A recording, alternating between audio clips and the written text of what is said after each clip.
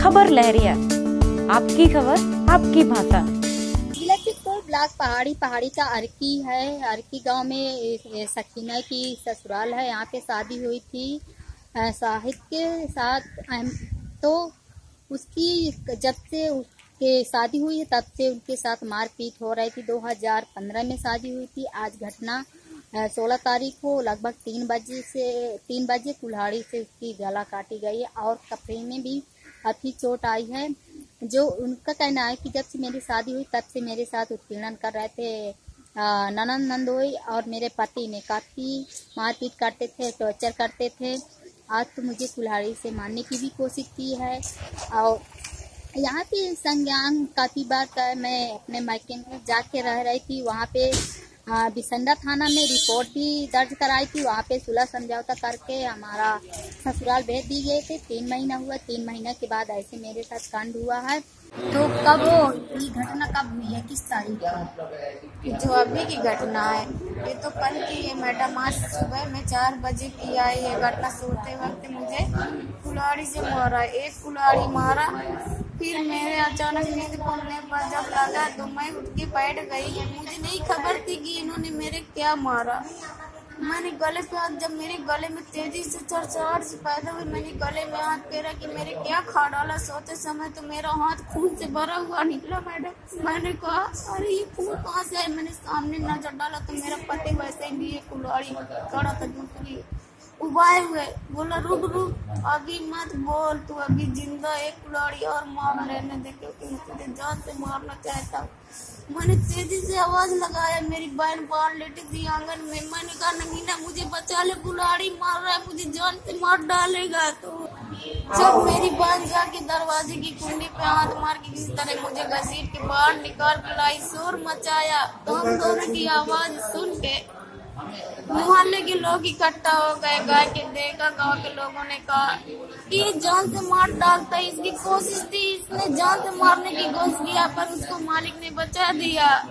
बोले बच्चे तुम लोग अब अपने मायके चली जाओ, अपने माँ को बुला के दवाई इलाज करवा लो और इनके साथ बिल्कुल नहीं रहना, तुम्हारी जिंदगी यहाँ नहीं पार होगी क्योंकि ये बहुत खतरनाक है। ऐसे ही एक औरत छोड़ चुके हैं, गलत आरोप लगा के ऐसे तुम पे भी गलत आरोप लगा रहे। इनके सिवा तुम्हारे घर पे कोई आता जाता नहीं है। तुम्हें 3 महीने आए हो गए। तो क्या आपकी नंदोई के आपके ऊपर गलत संदेश? जी मैडम, तभी तो इतनी जबरदस्ती हमारे साथ कर रहा है। हम नहीं रह रहे तो तब तो क्या इससे पहले कभी छेड़खानी? जी हाँ मैडम किया। तो मैंने शोरगुल मचा के अपनी इज्जत किसी तरह बचाया और अपने माँ से भी बताया, मायके भी चली आई।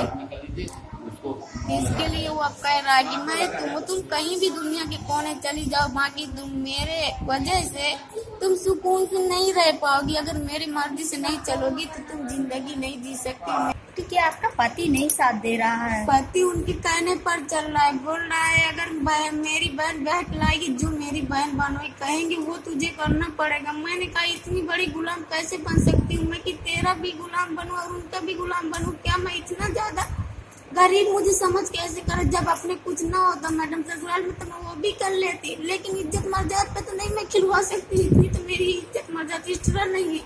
भले ही पे बात की हूँ लेकिन वो गलत सोच रहा था नंदो, इसके लिए मैं वहाँ नहीं रह पाई। वहाँ से जब ये लोग सब ऐसे परेशान के रह गई, ये महिला थाने वाली जो बात मैं बता रही थी, तो जब ये समझौता हुआ मैं समझा के आ गई दोनों लोगों को। हमें भी उनको भी कहा मारपीट तो नहीं करोगे? क्या नहीं करेंगे सर, अब माफ कर दीजिए इस बार। हम दोबारा जब ऐसे करें तब आप समझिएगा हमारे बारे में। ठीक हो, चलिए समझा के ये 1-2 दिन फिर शांत रहे। उसके बाद फिर इन्होंने चालू किया। तो क्या पहले भी आपको जानकारी थी कि आपके दामाद ने परेशान कर रहा है बेटी को? पहले नहीं परेशान करते थे, हमको कोई जानकारी नहीं थी। पहले कोई जानकारी नहीं थी, हमने कर दिए। फिर बाद में 1-2 महीने के बाद फिर परेशान करने लगे बहन बहनों के साथ। तो किस कारण से परेशान कर रहे हैं? या दहेज को या कुछ चीज को लेके? अब दहेज को क्या कर रहे हैं? दहेज तो खुद दिए मगर वो लड़की बहन बहनों करवा रहे हैं कि ये हमारे गुलाम बन के लड़कियां भी रहे, ये भी रहे। तो लड़कियां कह रही हैं वो अपने अंडर में करना चाहता है, इज्जत मर्यादा में, मतलब लड़कियों के साथ करना चाहता है। तो अभी तक कोई ससुराल वाले नहीं आए? कोई भी नहीं आए कि कोई आए तो वो आदमी खाली आया है। तो दोनों भाई हैं, एक लड़की बड़े को भी आई, एक छोटे को भी आई है। तो एक छोड़ के चला गया, गाड़ी वाले छोड़ के। ये नहीं सोचा कि कम से कम उसको छोड़ के जा रहे हैं तो ऐसा मर रही है तो जी जाएगी कि मरेगी। तो आए उसमें 100 नंबर को फोन किया, पुलिस वाले पकड़ के लेके चले गए। जब से अभी तक कोई आए नहीं। तो क्या पहले से इनका केस चल रहा था? राहत नहीं रही है मतलब भैया, एक नहीं रह रही, एक राहत नहीं, वैसे नहीं राहत रही। 2 साल होगी वो अपने मायके में रही और नहीं राहत रही। तो उनका कहना है कि एक बहन को निकाल दिए हैं, हमें दूसरे बहन को भी निकाल दिए हैं, और मेरी नंद तो मुझे अपने घर में रखना चाहती है, अपने मेरे ससुराल में नहीं।